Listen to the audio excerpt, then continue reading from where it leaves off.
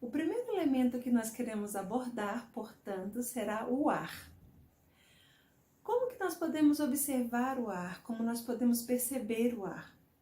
O ar, ele é expansivo. É a primeira característica que pode vir à nossa mente. Ele se expande. À medida em que ele é solto, ele se espalha rapidamente, com agilidade, e ele toca tudo quanto está por perto. Ele rapidamente se propaga, mas também ele não demora, não é? Se ele não é constantemente solto, ele não se demora. Ainda que eu fique aqui soprando por bastante tempo, o primeiro jato que saiu da minha boca, da minha respiração, ele já passou. E agora o que vai ficando é outro. E ele se dispersa rapidamente. Então essa é uma característica do elemento do ar. Ele também é envolvente, pois ele toca rapidamente tudo o que está ao seu redor e ele toca em detalhes. Então, por exemplo, vamos supor que a minha mão, você pode fazer esse exercício junto comigo. Quando você sopra a sua mão, quase que toda a extensão da sua mão, e aí vai passando até para o braço, isso vai até para mais coisas que estiverem aqui por perto, serão tocadas por esse ar. Ele não é muito ordenado, ele não é muito direcionado, e por mais que ele saia com uma certa direção, por ele se expandir, ele vai tocar tudo o que ele pode. Então ele envolve, eu consigo perceber o vento vindo até aqui pelas laterais, ainda que eu esteja direcionando o vento aqui. Ele toca vários detalhes daquilo que está ao seu redor. Então, geralmente, ele percebe os detalhes, certo? O ar também é úmido. Nele, portanto, contém uma certa vitalidade. O ar, ele sempre tem ali na sua composição o elemento da umidade. E ele vem trazendo para nós essa sensação prazerosa. Se ele não é feito de uma forma mecânica, ele vai ter a composição ali do ar, da água, junto, e aí ele vai ter então também a certa sensação do prazer, não é? E para ser percebido, uma das coisas que eu mais gosto de observar no ar é que para ser percebido, ele muda sempre de intensidade. Nós já estávamos com a presença do ar há muito tempo, mas quando eu fiz o exercício da mão, parece que eu então percebi o ar. Ele está conosco o tempo inteiro. Nós estamos respirando ele a cada segundo. Mas no momento em que eu paro para direcionar uma certa atenção, eu percebo a minha respiração. Quando nós estamos aqui num ambiente mais quente, no calor, e eu percebo a brisa, ai, que brisa boa! Ou quando a brisa está me tocando, mas de repente vem um vento mais forte e ó, ui, nossa, que vento foi esse? Então a gente percebe o vento numa intensidade, certo? Isso é muito importante. Quanto mais ele se movimenta, mais ele é percebido. E o ar, ele é afetado rapidamente por outro elemento. Se você coloca um perfume, né?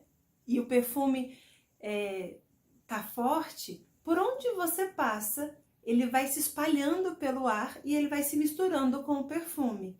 Assim como quando você abre uma lata de lixo, já com lixo já vencido, né? Aquele lixo fedido, lixo orgânico, na hora em que você abre, o ar todo ao seu redor acaba sendo afetado por aquele elemento, por aquela substância, por aquele outro cheiro. Então o ar ele é rapidamente afetado.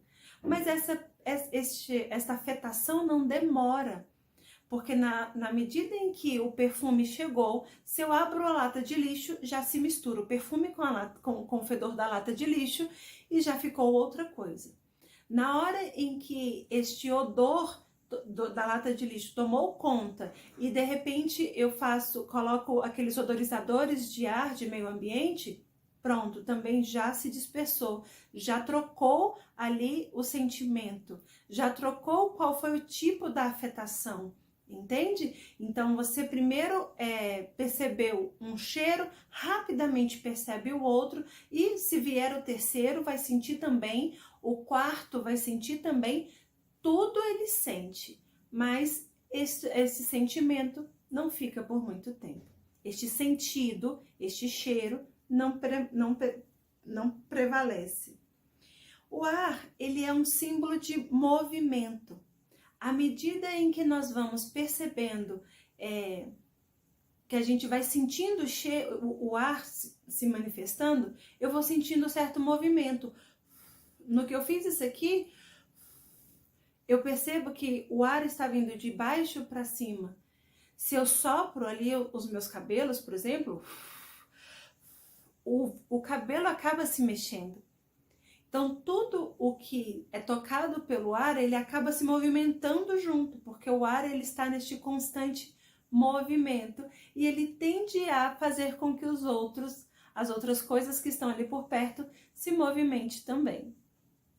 Essas são as reflexões acerca do ar, as minhas reflexões que eu trago para dividir com vocês, mas que eu gostaria que vocês fizessem a sua percepção pessoal, para deixar com que a sua alma possa imprimir a pessoalidade que você tem capacidade de exprimir deste elemento.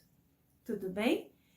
E agora nós vamos passar para o próximo elemento. E eu gostaria de aproveitar aqui para a gente falar do outro elemento quente, que depois do ar eu vou ter ali o fogo. Geralmente são dois temperamentos que tendem a se confundir. A pessoa do elemento quente, que é do ar, tende a pensar, será que eu sou fogo? Então a gente vai achar aqui, vou colocar os dois juntos para que a gente já consiga fazer até um certo comparativo, tá bom? O fogo também é expansivo. À medida em que a gente acende uma chama, essa chama de pequenininho começa a crescer. Só que ela começa a crescer e quanto mais ela cresce, se ela não tem uma substância, se ela não tem uma estrutura, ela não dura. Então, na medida em que ela cresce, ela vai acabando. Então, ele é expansivo, mas ele não consegue sozinho marcar uma constância. Ele vai precisar de mais elementos. Quanto mais eu coloco elementos, por mais tempo e provavelmente com mais força, esse fogo vai reagir. Então, se eu tenho ali, por exemplo, começo uma fogueira com um pouquinho de palha, vou colocando alguns gravetos, vou colocando ali umas lenhas, vou colocando mais coisas, mais este fogo vai crescendo. O fogo, por exemplo, ele também se expande com uma facilidade muito grande. Ele começa, como eu disse, de uma palha e ele pode se estender enquanto eu estiver colocando e alimentando este fogo. Quando a gente vê o incêndio, como é que o incêndio começa? O incêndio pode começar de uma bituca de cigarro que soltou ali na grama, né, naquela grama seca, daqui a pouco se estendeu por mais coisas que estavam ao redor, começou a pegar numa árvore, na outra, e quanto mais elementos próximos, mais ele vai se expandindo. Ou seja, sozinho a bituca de cigarro seria limitada e apagaria rápido, mas com mais elementos ela vai se expandindo e só para quando vem algo muito superior a ele e vai dar trabalho para apagar. Ele é seco. A sua forma convencional, que são as chamas, por exemplo, elas tendem a repelir os seres vivos. Vamos continuar no exemplo da floresta que está se queimando. À medida em que o fogo vai se alastrando, os animais vão fugindo. Este fogo ele vai marcar de alguma forma uma certa destruição. Então tende a repelir os seres vivos. As pessoas tendem a fugir quando percebem que o fogo está descontrolado. Ele é seco porque ele tem a sua marcação. Uma vez que ele passou, na hora que apaga, ficaram as suas marcas. Então, o incêndio, ele nunca acontece depois Como a cena do Rei Leão, né? Eu adoro os desenhos animados. Como a cena do Rei Leão. Acabou toda aquela toda a queimada que aconteceu daquelas brigas, né? Dos trovões, dos raios, relâmpagos que vieram do céu. E logo depois veio a chuva e rapidamente tudo ficou verde. Não, não é assim que acontece. Acabou de queimar. Demora tempo para poder sair aquela marcação, porque ele é muito marcante, ele é seco. Nós também precisamos perceber a duração das suas chamas, né? Como eu disse, a partir do momento em que ela vai ficando sozinha, controlada ali com poucos elementos, essa chama tem pouca duração. Quanto mais elementos, mais duração ela vai ter.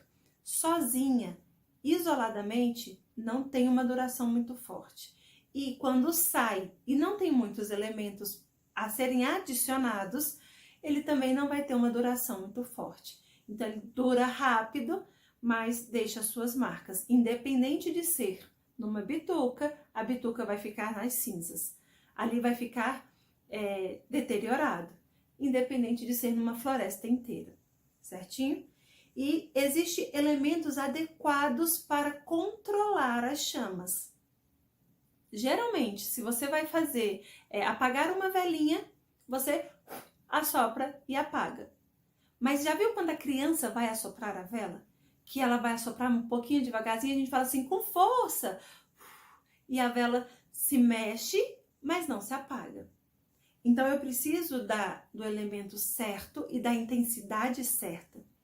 Se eu vejo o fogo já numa floresta, já está incendiando, e eu começo a botar vento, e quanto mais vento, eu não, né, a natureza, porque aí na floresta já não dá para uma pessoa colocar o vento, mas numa floresta, quanto mais vento, mais este fogo vai se alastrar. Então, neste momento, eu vou precisar da água. Já viu quando tem um incêndio de carro, de alguma coisa ali que é pequena, não tão quanto uma vela, mas não tão grande quanto uma floresta, as pessoas colocam às vezes terra. Então, todos os elementos podem modificar a estrutura do fogo. Podem até controlar o fogo, ajudar o fogo a se controlar. Porém, precisa ser na dosagem certa, na dosagem adequada e da forma apropriada. O fogo, ele tem sempre... Nós aprendemos a lidar com o fogo com um certo controle. O fogo sem controle, ele vira incêndio, ele vira uma destruição total. Com controle, ele é muito bem utilizado. Inclusive, as pessoas tendem a necessitar do fogo nas suas diversas formas. Nós precisamos nos aquecer. Então, nós pegamos o nosso próprio calor, que é quente, e vamos potencializando este calor com mais cobertas, intensificando este calor, porque é bom o calor, nós precisamos do calor. O fogo, ele precisa ser, a gente aprendeu a controlá-lo, dando ali suas certas medidas. Na vela, ele está sob controle, então as pessoas não têm medo do fogo. As pessoas rezam com a vela. Na lareira de uma casa, estando dentro da sua estrutura, as pessoas vão colocando lenha sem medo de que aquilo vai se aquecer, vai aumentando a sua temperatura. Não tem medo porque está dentro de um controle. As chamas de um fogão, na hora em que a gente aciona. Então, tudo isso são formas de perceber que o fogo pode ser controlado e, controlado, ele é extremamente necessário. Precisamos do fogo para cozinhar, precisamos do fogo para nos aquecer, precisamos do fogo para fazer as nossas ofertas, para rezar, para nos lembrar da luz.